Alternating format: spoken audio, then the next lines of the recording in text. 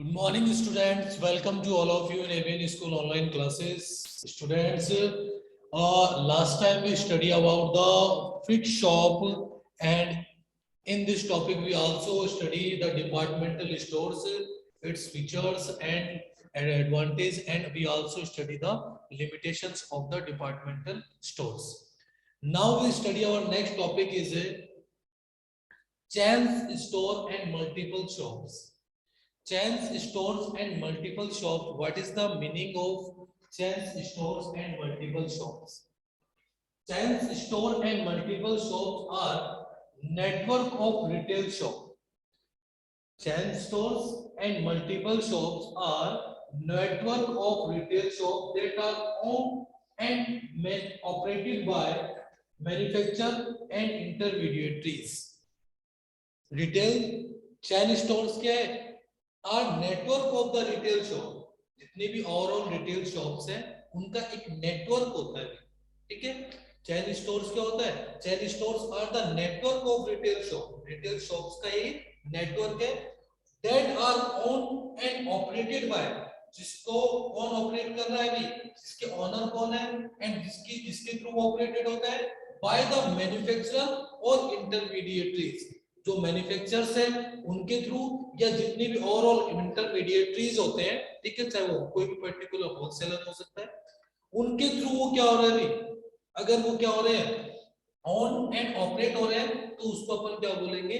Chain stores. वो अपने क्या होते हैं? चेन स्टोर्स होते हैं. तो चेन स्टोर्स और multiple shops are network of retail shop. Retail shops के क्या होता है अभी? एक नेटवर्क होता है जिसका ऑन एंड ऑपरेशन मतलब ऑपरेटेड बाय, जिसको ओवरऑल उनकी जितनी भी ओवरऑल एक्टिविटीज है या उनको स्टार्ट करना है, ठीक है, वो किसके थ्रू होता है अभी?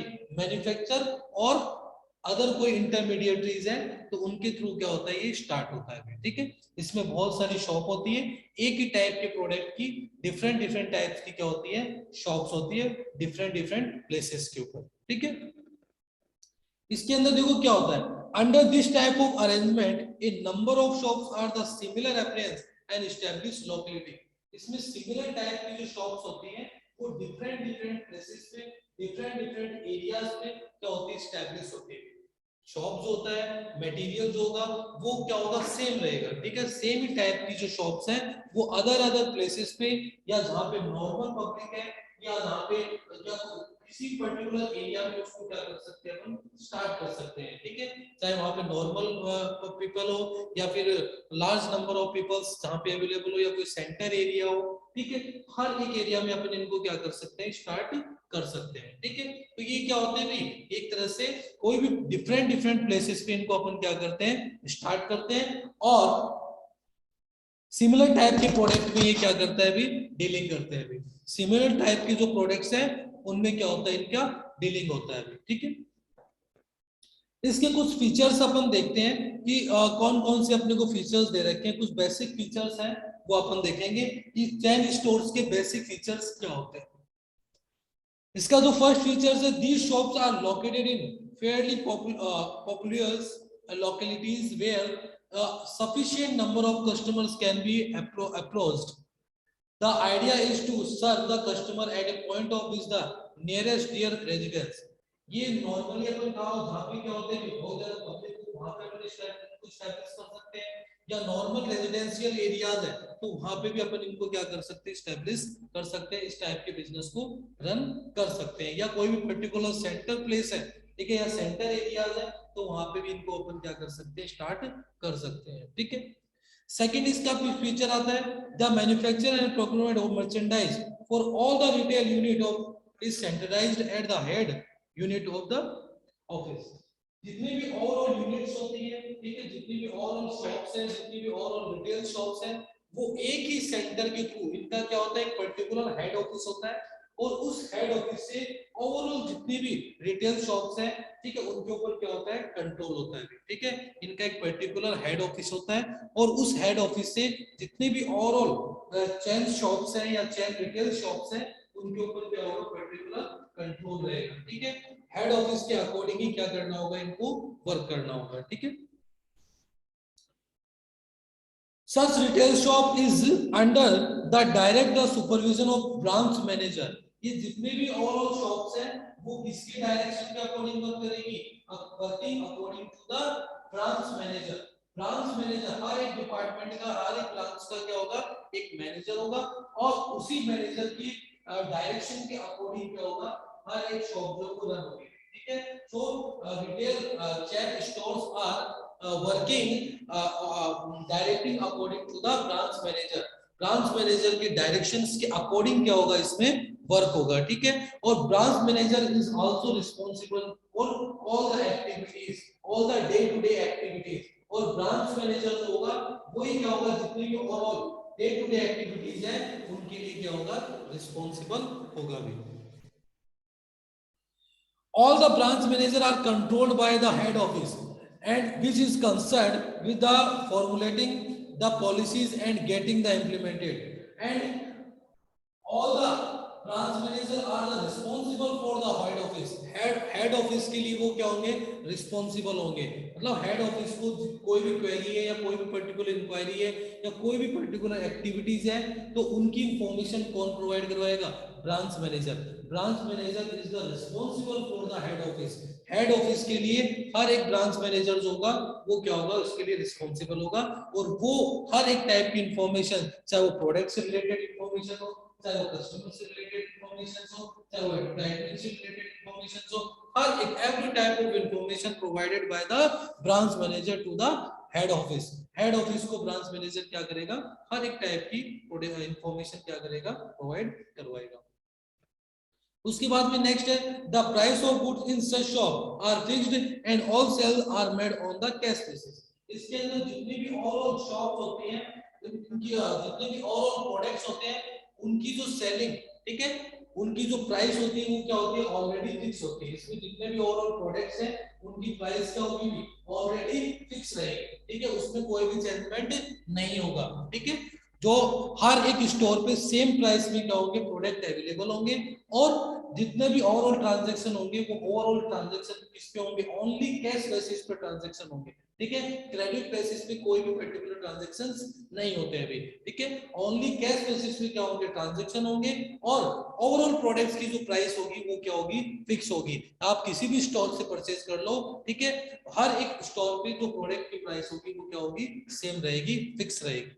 ठीक है, और ये जो ओवरऑल अमाउंट है वो ओवरऑल अमाउंट क्या करनी होगी, उनको डिपॉजिट करवानी होगी। ठीक है, उनका जो भी लोकल बैंक है वहां लोकल बैंक से उनको क्या करना होगा, एक तरह से अमाउंट को डिपॉजिट करवाना होगा और उसकी इंफॉर्मेशन क्या करनी होगी, हेड ऑफिस को देनी होगी। जो भी डे टू डे जो कलेक्शन होता है वो कलेक्शन उनको क्या करना होगा, अभी हेड ऑफिस का जो भी अकाउंट है उसमें डिपॉजिट करवाना होगा और हेड ऑफिस को इंफॉर्मेशन देना पड़ेगा। उसके बाद में the head office normally appoints the inspector.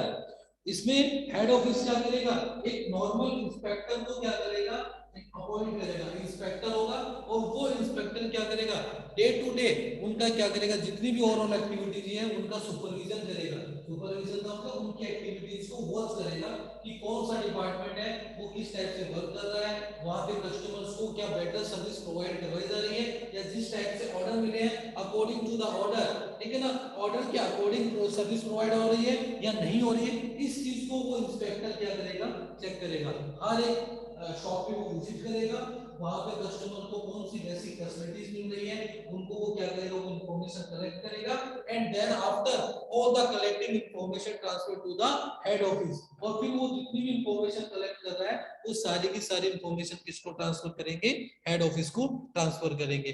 ठीक है, and then after head office will take the action against this shop. ठीक है, और फिर हेड ऑफिस क्या करेगा, उस शॉप के अगेंस्ट कोई एक्शन लेगा। इसके कुछ बेसिक एग्जांपल्स अपने को दे रखे हैं। ये चेन स्टोर्स हैं, इनका जो आज करंटली तो बहुत सारे एग्जांपल हैं बट उस टाइम पे फर्स्टली क्या था भी, जैसे फॉर एग्जांपल बाटा शूज। ठीक है, बाटा बाटा शूज आते हैं। ठीक है, बाटा के बहुत सारे शूज या जो भी अपने स्लीपर वगैरह कई, ठीक है, तो ये क्या है, ये बाटा शूज जो है वो चेन स्टोर का एक क्लियर एग्जांपल है कि बाटा शूज जो है वो अब उनके जो स्टोर्स है वो आपको हर एक सिटीज में, हर एक जो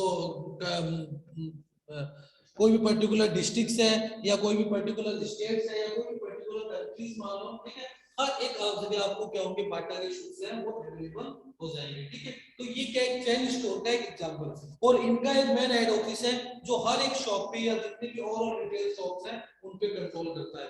हेड ऑफिस को ये अपने स्टोर्स को क्या करेंगे भी, जो भी स्टोर्स का रैली का जो कलेक्शन होगा वो हेड ऑफिस को ट्रांसफर कर देंगे। हेड ऑफिस इनके ऊपर क्या करेगा, इनको मेंटेन करेगा और उनकी डायरेक्शन के अकॉर्डिंग ही इनको क्या करना होता है, वर्क करना होता है, ठीक है ना। इसमें अपना खुद का माइंड यूज में नहीं होता है, जैसे उनको डायरेक्शन मिलते हैं according to the direction, every store working according to the direction of head office. Head office के डायरेक्शन के अकॉर्डिंग ही क्या करेंगे, हर एक स्टोर वर्क करेगा, ठीक है। उसके बाद में और भी बहुत सारे एग्जांपल है, जैसे रेमंड्स का, ठीक है।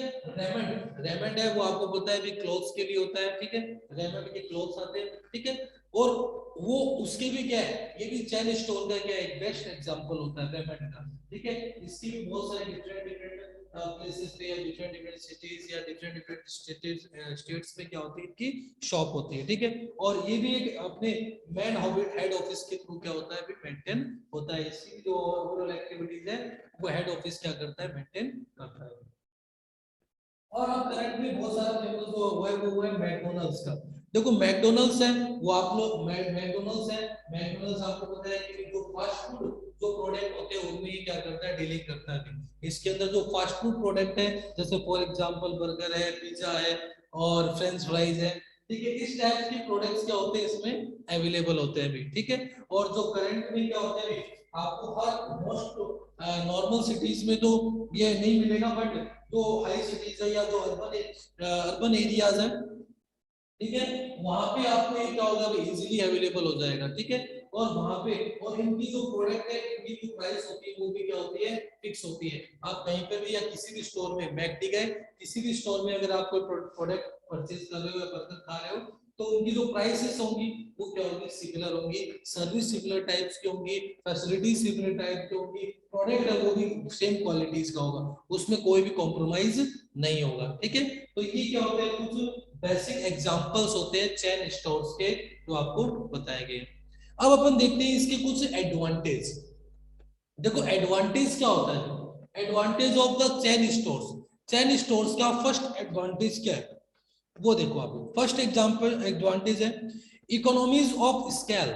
ये बोला कि ये क्या होता है, इकोनॉमीज ऑफ स्केल। इकोनॉमी होता है, इकोनॉमी का मतलब एक तरह से फाइनेंशियली क्या होता है, बहुत ज्यादा बेनिफिशियल होता है। कैसे? As per this central procurement the multiple shop of organisation enjoy the economic of scale. इसमें इनके पास में क्या होती है, बहुत सारी शॉप होती है, कोई एक पर्टिकुलर शॉप नहीं है, डिफरेंट डिफरेंट टाइप्स के अदर अदर प्लेसेस पे क्या होती है, बहुत सारी शॉप है, तो इनको इकोनॉमिकली भी क्या होता है, इनको बेनिफिशियल होता है। सेकंड है एलिमिनेशन ऑफ द मिडिलमैन। ये क्या करता है भी, जितने भी और मिडिलमैन है, क्योंकि डायरेक्ट क्या होता है मैन्युफैक्चर से प्रोडक्ट आते हैं, ठीक है, तो मैन्युफैक्चर तो जितने भी और जो मिडिलमैन होते हैं जैसे फॉर एग्जांपल होलसेलर है, रिटेलर्स है, तो वो क्या हो जाते हैं, ऑटोमेटिकली एलिमिनेट हो जाते हैं। होलसेलर और रिटेलर्स का जो बेनिफिट है वो ऑटोमेटिक क्या होता है अभी एलिमिनेट हो जाएंगे, वो अपने आप ही हट जाते हैं, ठीक है। तो ये क्या किसको एलिमिनेट करते हैं भी, एलिमिनेशन ऑफ द मिडिलमैन। जितने भी ओवरऑल मिडिलमैन है उनको ये क्या करते हैं, एलिमिनेट करते हैं, और डायरेक्ट मैन्युफैक्चर से किसको प्रोडक्ट करता है भी, कस्टमर को, ठीक है ना। इसमें क्या होता है भी, आपको पता है भी मैन्युफैक्चरर होता है, मैन्युफैक्चरर्स, फिर बाद में होलसेलर, फिर बाद में retailer and then after customer, ठीक है। तो ये इसको एलिमिनेट करता है, eliminating the wholesalers and retailer and chain stores are also direct providing the product to the customers। और प्रोडक्ट को किसको डायरेक्ट प्रोवाइड कराते हैं, कस्टमर्स को डायरेक्टली क्या करेंगे, प्रोवाइड करवाएंगे। सो एलिमिनेटिंग द मिडिलमैन, मिडिलमैन को ये क्या करते हैं, एलिमिनेट कर देते हैं, हटा देते हैं, ठीक है।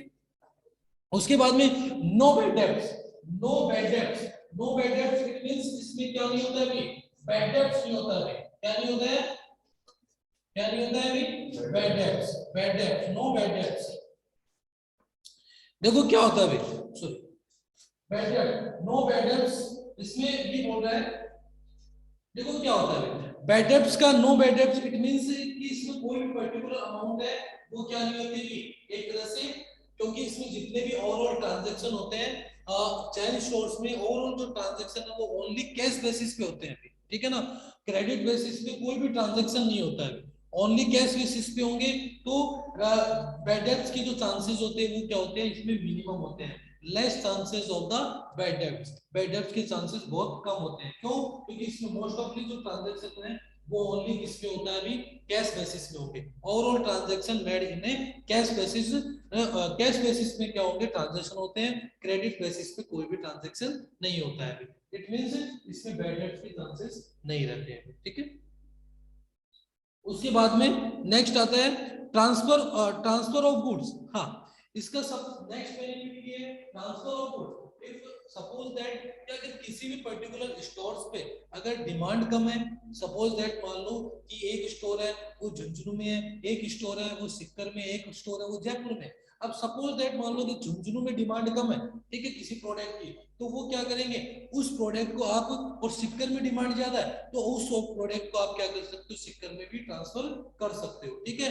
इसके जो प्रोडक्ट होते हैं वो डिमांड के अकॉर्डिंग आप, ठीक है, one places to another places क्या कर सकते हो, चेंज कर सकते हो, ट्रांसफर कर सकते हो, जहां पर ज्यादा डिमांड हो वहां पर प्रोडक्ट को ट्रांसफर कर सकते हो, ठीक है। कहां से, जहां पर लेस डिमांड है, कम डिमांड है, वहां से ऑटोमेटिक क्या कर सकते हो आप, अदर प्लेसेस पे या अदर शॉप्स पे प्रोडक्ट को ट्रांसफर कर सकते हो, ठीक है। तो ये भी इसका एक बेनिफिट होता है कि भी आपको कोई एक पर्टिकुलर अगर प्लेसेस अगर वहां पे डिमांड नहीं है तो आपके प्रोडक्ट के डैमेज होने के चांसेस या डिस्ट्रॉय होने के चांसेस क्या होते हैं भी एक तरह से कम होते हैं, ठीक है।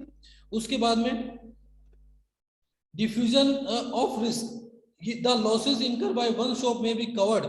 इसमें जो losses, diffusion of risk, risk को भी, अब रिस्क का जो चांसेस होते हैं इसमें वो भी कम होते हैं। क्यों? क्योंकि अगर एक शॉप पे क्या होता है लॉसेस होगा तो नेक्स्ट शॉप पे जो प्रॉफिट है हो रहा है उस प्रॉफिट से उस लॉस को क्या कर देते हैं, कवर कर लिया जाता है, ठीक है। तो इससे रिस्क के चांसेस भी क्या होते हैं, कम होते हैं, minimum chances of the risk. इसमें रिस्क के भी चांसेस क्या होते हैं, मिनिमम होते हैं। क्यों? क्योंकि इसमें डिफरेंट डिफरेंट शॉप है, अगर कोई किसी पर्टिकुलर शॉप पे लॉस हो रहा है तो नेक्स्ट शॉप या अदर शॉप्स पे प्रॉफिट अर्न करते हैं, ठीक है। And when we can we reduce the losses in the profit, ठीक है, प्रॉफिट में से अपन क्या करेंगे, लॉस को कम कर देंगे, ठीक है। तो इस टाइप से अपना क्या होता है भी लॉस के चांसेस भी या रिस्क के चांसेस भी क्या होते हैं, कम होते हैं। लो कॉस्ट, हाँ, लो कॉस्ट, इसकी जो प्रोडक्ट होते हैं उनकी जो कॉस्ट होती है वो बहुत ज्यादा मिनिमम होती है, बिकॉज ये डायरेक्ट क्या कर रहे हैं, direct purchasing the product directly to the manufacturer, manufacturer से डायरेक्टली क्या करेंगे, प्रोडक्ट परचेज कर रहे हैं, ठीक है। And eliminating to the wholesaler and retailer, retailer और होलसेलर को क्या करते हैं, एलिमिनेट करते हैं।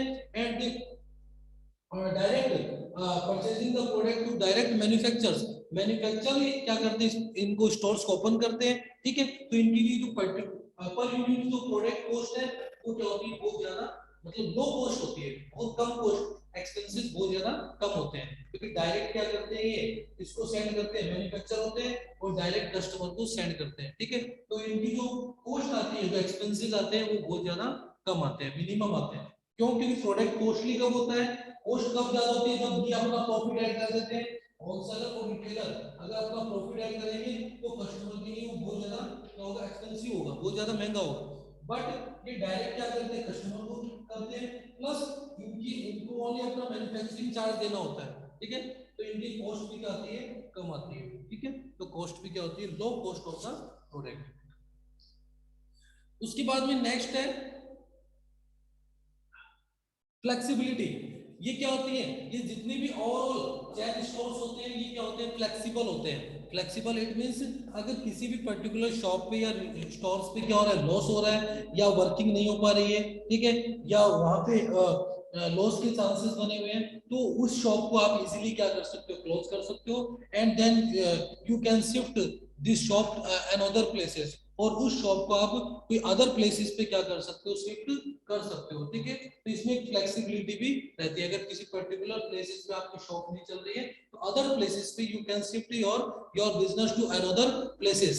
अदर प्लेसेस पे आप क्या कर सकते हो, अपनी शॉप्स को ट्रांसफर कर सकते हो। ठीक है, शॉप्स को easily you can transfer the shop easily to another places पे ट्रांसफर कर सकते हो। ठीक है, नेक्स्ट है लिमिटेशंस। लिमिटेशंस इट मींस, देखो लिमिटेशंस है। First limitation is the limited selection of the goods. Limited selection of the goods, देखो इसका फर्स्ट लिमिटेशन क्या है, limited selection of the goods. ये जो चेन स्टोर्स होते हैं ये ओनली वन वैरायटी के प्रोडक्ट्स में क्या करते हैं, डीलिंग करते हैं। ठीक है, जैसे फॉर एग्जांपल कि जैसे रेमंड है तो रेमंड के पास ओनली रेमंड की जो प्रोडक्ट है वो अवेलेबल होंगे। ठीक है, अदर मैन्युफैक्चरर्स के या रेमंड की किसी स्टोर से आप परचेज कर रहे हो तो वहां पे आपको ओनली रेमंड की प्रोडक्ट मिलेगी। अगर अदर प्रोडक्ट की आपकी डिमांड है तो वो डिमांड आपकी वहां पर सेटिस्फाइड नहीं होगी, या अदर मैन्युफैक्चरर्स के प्रोडक्ट वहां पे आपको अवेलेबल नहीं होंगे। ठीक है ना, अगर आपको विमल का प्रोडक्ट चाहिए, ठीक है, तो वो आपको नहीं मिलेगा। ठीक है, तो वो है कि यहाँ पे ओनली किसके प्रोडक्ट मिलते हैं, ओनली वन कंपनी या वन मैन्युफैक्चरर्स के प्रोडक्ट यहाँ पे अवेलेबल होते हैं। तो लिमिटेड सिलेक्शन ऑफ गुड्स, आपके पास में सिलेक्शन के लिए लिमिटेड गुड्स होते हैं। ठीक है ना, डिफरेंट डिफरेंट टाइप्स के गुड्स नहीं है कि आप इसको भी सिलेक्ट कर लो या कोई अदर मैन्युफैक्चर के प्रोडक्ट को परचेज करो, वो पॉसिबल नहीं होता है। तो ये इसका फर्स्ट लिमिटेशन होता है कि लिमिटेड सिलेक्शन ऑफ गुड्स, इनके पास में जो चॉइस होती है वो लिमिटेड होती है क्योंकि ओनली वन मैन्युफैक्चरर्स के थ्रू प्रोडक्ट अवेलेबल होता है। ठीक है, इसका जो सेकंड लिमिटेशन है वो है लैक ऑफ इनिशिएटिव। इसमें lack of initiative it means कि इनिशिएटिव का मतलब क्या होता है भाई, कि सेल्फ रेडी होना। इट मींस कोई भी स्टोर जो स्टोर कीपर जो है या फिर जो भी शॉपकीपर है, ठीक है, ये चेन स्टोर शॉपकीपर जो है वो अपने खुद का माइंड जो है वो इसके अंदर यूज नहीं कर सकते हैं। They never use our mind. ठीक है, अपने माइंड का यूज नहीं करते। They are working according to the direction of the head office. वो ओनली किसके डायरेक्शन के अकॉर्डिंग वर्क करते हैं, हेड ऑफिस के। अगर उनके पास में कोई बेटर ऑप्शन है या कोई बेटर एडवाइस है, ठीक है, तो वो एडवाइस वो वहां पे क्या होती है, एक तरह से नेगलेक्ट होती है, उसकी कोई इंपॉर्टेंस नहीं होती है। अगर आपके पास में कोई बेटर एडवाइस है, ठीक है, बिजनेस को रन करने के लिए, तो वो एडवाइस यहाँ पे क्या होती है, एक तरह से यूजलेस होती है, क्योंकि इसमें जितना भी ओवरऑल वर्क होता है वो according to the head office direction. ठीक है, हेड ऑफिस की डायरेक्शन के अकॉर्डिंग होता है। जैसे आपको डायरेक्शन मिलेगा आपको उसके अकॉर्डिंग क्या करना होगा, वर्क करना होगा। ठीक है ना, according to the direction of the head office, head office के डायरेक्शन के अकॉर्डिंग ही आप क्या करोगे, अपना वर्क करोगे। ठीक है, तो इसमें बोला लैक ऑफ इनिशिएटिव। इनिशिएटिव का मतलब यहाँ पे आप अगर अपनी तरफ से कुछ करना चाहते हो, यू ठीक है, आप कोई बेटर ऑप्शन है आपके पास में बिजनेस से रिलेटेड या कोई बेस्ट सजेशन आपके पास में, तो वो सजेशन को जो या वो एडवाइस यहाँ पे क्या होती है, एक तरह से यूजलेस होती है। ठीक है ना, क्योंकि आपको तो जो हेड ऑफिस बोलेगा वैसे ही आपको काम करना है, आपका माइंड यहाँ पे आप यूज नहीं कर सकते। ठीक है, तो ये इसका क्या होता है, एक लिमिटेशन होता है। कई बार क्या होता है कि जो शॉपकीपर है उसके पास भी बहुत अच्छी एडवाइस होती है बट उस एडवाइस का कोई इंपॉर्टेंस नहीं होती है। ठीक है, उसके बाद में लैक ऑफ पर्सनल टच। ये बोल रहा है कि lack of initiative in the employ sometime led to different and lack of the personal touch in them. ये अपना पर्सनल टच मींस कि वो अपनी तरफ से कोई भी एक्टिविटीज है या कोई भी बिजनेस एक्टिविटीज है उनको वो कंप्लीट नहीं कर सकते, पर्सनली नहीं कर सकते, वो उनको according to the head office आपको करना पड़ेगा। ठीक है, आप पर्सनली कोई चीज है या अपना पर्सनल टच से बोले ना, कोई एक्टिविटी आप पर्सनली हैंडल करना चाहते हो तो वो पॉसिबल नहीं होगा भी, या कोई एक्टिविटी आपको अकॉर्डिंग टू द या कोई अलग आपके सामने कोई अदर ऑप्शन हो या कोई बेटर ऑप्शन हो तो उसका आप यूज नहीं कर सकते, या कोई एक्टिविटीज है वो आप यूज नहीं कर सकते। आपको किसके डायरेक्शन के अकॉर्डिंग करना होगा, according to the direction of head office. Head office के डायरेक्शन के अकॉर्डिंग आपको वर्क करना होगा।